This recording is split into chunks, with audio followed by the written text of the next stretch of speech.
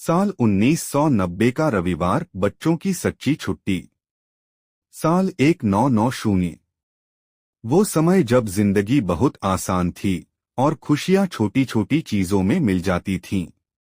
गर्मी का मौसम था और रविवार का दिन। गांव में हर घर का माहौल कुछ अलग ही होता था उस दिन। सुबह सूरज थोड़ा जल्दी निकल आता था, लेकिन घर के आंगन में ठंडक रहती थी क्योंकि माँ सुबह सुबह पानी छिड़क देती थी। रवि, मुन्ना, गीता और पिंकी जैसे बच्चे अभी भी बिस्तर में लेटे रहते। तभी माँ की आवाज आती, अरे उठो, आज रविवार है, खूब खेलना है ना। बस इतना सुनते ही बच्चे खुशी से उछल पड़ते। रसोई में चूल्हा जल रहा होता, गरम गरम पराठे बनते, कभी पूरी सब्जी, और उस खुशबू से पूरा घर महक जाता। पिताजी चारपाई पर बैठकर अखबार पढ़ते और पास में रेडियो पर गाने बजते। धीरे धीरे पूरे घर में सुकून फैल जाता। नाश्ता खत्म होते ही बच्चे बाहर भागते। गली में पहले से ही दोस्तों की टोली तैयार रहती। कोई क्रिकेट खेलता, कोई कंचे, तो कोई पेड़ पर चढ़कर आम तोड़ने की प्लानिंग करता। धूप तेज होती जाती, लेकिन बच्चों के जोश में कोई कमी नहीं होती थी। पसीने से भीगे हुए, मिट्टी में सने हुए, फिर भी चेहरे पर खुशी चमकती रहती। दोपहर होते होते माँ जोर से आवाज लगाती, अरे घर आ जाओ, बहुत धूप हो गई। बच्चे धीरे धीरे घर लौटते, ठंडा पानी पीते, आम का रस या लस्सी पीते।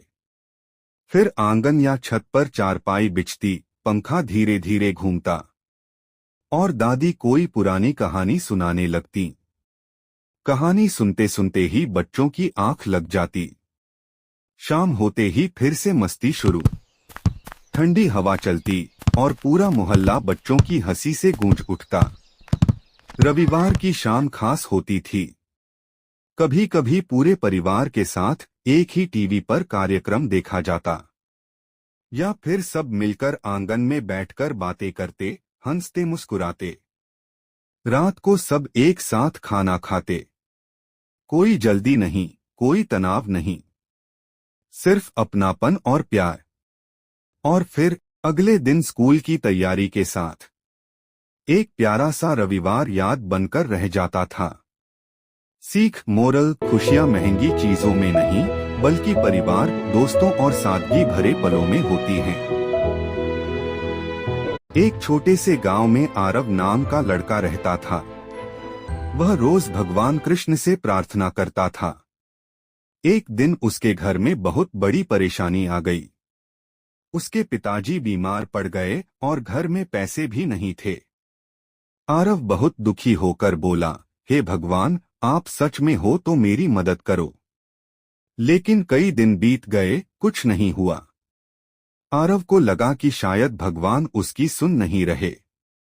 एक दिन गांव का एक आदमी उनके घर आया और दवाई के पैसे दे गया। फिर पड़ोस वाली आंटी खाना लेकर आई। धीरे धीरे सब ठीक होने लगा। आरव खुश तो था, लेकिन उसे लगा ये सब तो लोगों ने किया, भगवान ने नहीं। रात में उसने सपना देखा। सपने में भगवान कृष्ण आए और मुस्कुराकर बोले, बेटा, तुमने मदद मांगी थी। मैं खुद नहीं आया, लेकिन लोगों के दिल में दया डालकर मैंने ही तुम्हारी मदद करवाई। आरव समझ गया, भगवान सीधे नहीं, बल्कि लोगों के रूप में हमारी मदद करते हैं।